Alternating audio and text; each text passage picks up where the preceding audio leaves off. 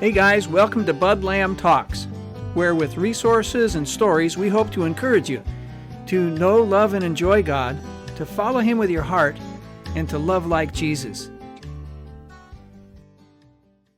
Well, the topic for this week is the word awaken, and it takes me a long time to wake up in the morning. When I was younger, I needed to set an alarm to get up. Now it's just in my muscle memory. This word awaken has more to do with my soul rather than just not hitting the snooze. Awakening has everything to do with waking up to what's going on, who I am, and how I will engage with the day and the people I interact with. The Bible talks about this. It says, "Awake, sleeper, and I will rise from the dead, and Christ will shine on you." So about first thing, about 5 a.m., I get up and I turn on the gas to heat water for a cup of joe. My preferred is San Francisco French roast from Costco with a Turkish grind. At any rate, my mind and my soul is fogged like the windows on my truck parked out back. Yeah, my mind and my soul wake up foggy. And I know the windows will defog on my truck in about an hour as the sun crests over the hill. But the same thing is true with my mind and my soul. It takes about an hour for the Spirit to penetrate the eye of my heart, and I'm finally making sense of things in my own right mind. Yes, it takes about an hour sitting with God at the dawn of each new day just to get my head on straight. And so I begin very slowly to reflect and pray through this thing called the Daily Prayer by John Bailey. It's a guy from 1886, and he died in 1960. So following the daily prayer, I read the Serenity Prayer by Reinhold Niebuhr.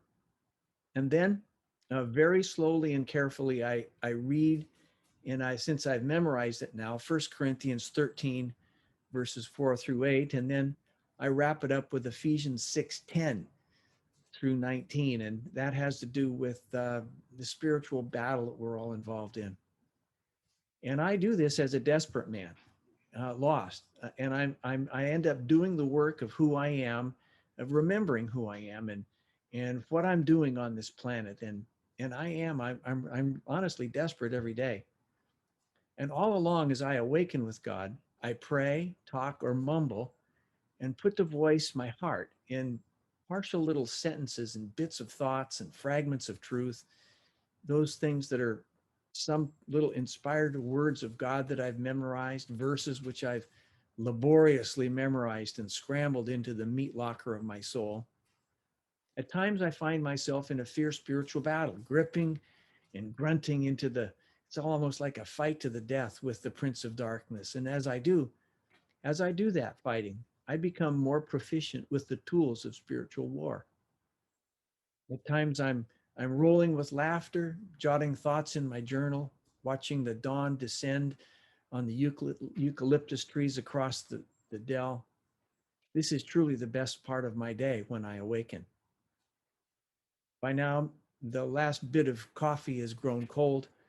I take the final sip, and then, having met with my Maker, I advance into the day, ready for anything.